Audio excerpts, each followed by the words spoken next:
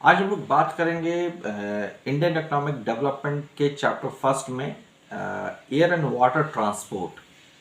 और ये जो मैं टॉपिक उठाया हूँ ये है इंफ्रास्ट्रक्चर का, कि भारत का जो इंफ्रास्ट्रक्चर है उसमें ब्रिटिश गवर्नमेंट ने क्या किया और क्या नहीं किया। तो कल मैंने दो टॉपिक के बारे में डिस्कशन किया था, आज हम लोग बात करते हैं air and water transport. The British government took measure to develop water and air transport, however their development was far from satisfactory.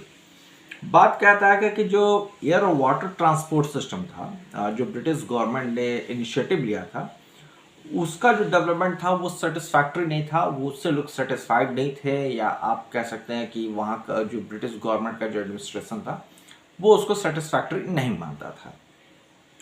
Communication की बात करें तो postal and telegraph were the most popular means of communication. इनका जो post और telegraph है बहुत popular था और ये कम्युनिकेशन का बहुत अच्छा साधन था। The introduction of the expensive system of electric telegraph in India served the purpose of maintaining law and order. Telegraph अगर मैं बात करूं तो ये वाकई में एक अच्छा इन्वेंशन था, बट ये आपके हमारे वेलफेयर के लिए नहीं था, बल्कि इसका जो इस्तेमाल होता था लॉ एंड ऑर्डर मेंटेन करने के लिए। अब लॉ एंड ऑर्डर कैसे मेंटेन करना है? अगर आपके देश के किसी भी कोने में कोई रिवोल्ट हो रहा है या किसी तरीके का वहाँ पे आप रिबेल देखते हैं, तो उस कंडीशन में तुरंत आप टेलीग्राफ के थ्रू मैसेज कर सकते हैं और वहाँ की जो पुलिसिंग है या वहाँ का जो सिस्टम एडमिनिस्ट्रेशन है उस लॉ एंड ऑर्डर को मेंटेन करने के लिए, उस जगह के सिचुएशन को कंट्रोल करने के लिए वो फिर या तो पुलिस की सहायता लेता है या तो फिर आर्मी की हेल्प ले सकता है, मिलिट्री की हेल्प ले सकता है, किसी पैरामिलिट्री फोर्स की हेल्प ले सकता है, किसी की हेल्प ले सकता है और उसको क्रश कर सकता है, दबा सकता है। तो ये कम्युनिकेशन जो है वो बहुत बड़ा अच्छा साधन था ब्रिटिश गवर्नमेंट के लिए। हालांकि एयर और वाटर ट्रांसपोर्ट तो उतना बेहतर नहीं रहा, लेकिन ये बहुत बड़ा साधन था इंफ्रास्ट्रक्चर के फील्ड में। तो देखा जाए तो road, railway, air and water transport और कम्युनिकेशन, इन 5 जगहों पे ये जो है ब्रिटिश गवर्नमेंट ने ध्यान दिया था और इसके थोड़ा काम किया था।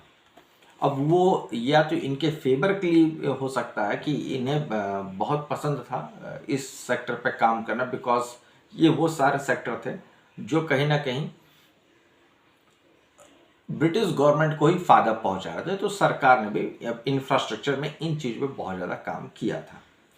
Reason for infrastructural development: the basic objective of British government to develop infrastructure was not to provide basic amenities to the public people, but to serve its own colonial interest. यहाँ पे जो एक बात कहता है कि ब्रिटिश गवर्नमेंट ने ये सारे इंफ्रास्ट्रक्चर जो डेवलप किया था वो अपने लिए किया था, अपनी सुविधा के लिए।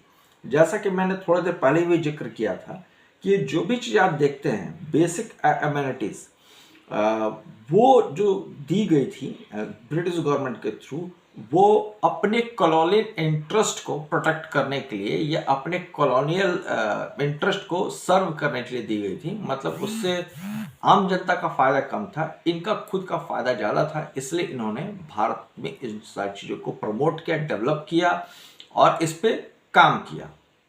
पैसा भी भारत का लगना है, लेबर भी भारत के लगने हैं, इंजीनियर भी भारत का लगना है।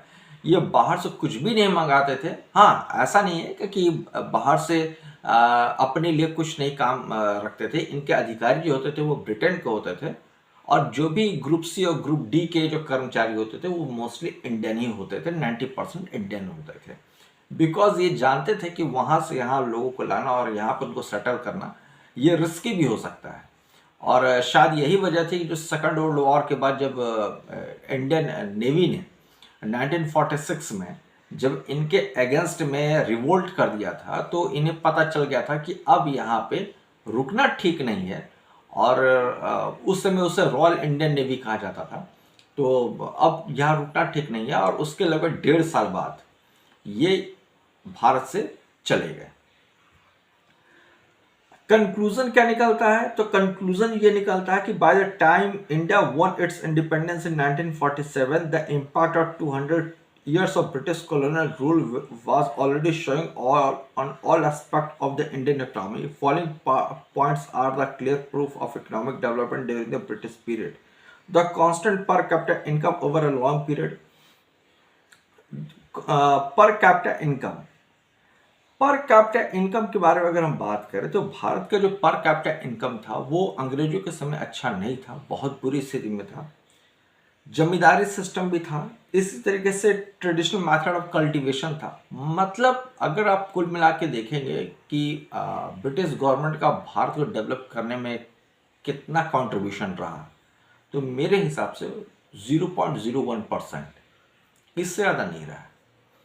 इन्होंने आपके लिए कुछ नहीं किया, आपको इस बात को समझना होगा। इन्होंने जो भी किया वो सिर्फ और सिर्फ अपने फायदे के लिए किया, उससे ज़्यादा इनका करने का कोई मूड नहीं था।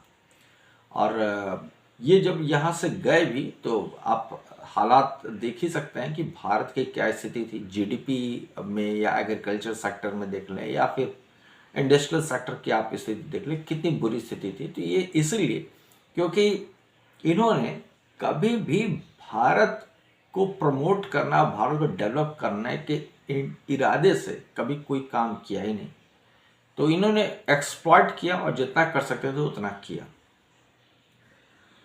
Positive contribution of British rule, इस पर मैं बात करना नहीं चाहता हूँ क्योंकि मुझे इनका कोई पॉजिटिव कंट्रीब्यूशन नहीं दिखता है। हाँ, हालांकि इसको पढ़ने के बाद जो लोग यूपीएससी वगैरह की तैयारी करते हैं वो जाके इंटरव्यू वगैरह में जरूर बोलते हैं कि ब्रिटिश गवर्नमेंट का पॉजिटिव कंट्रीब्यूशन था।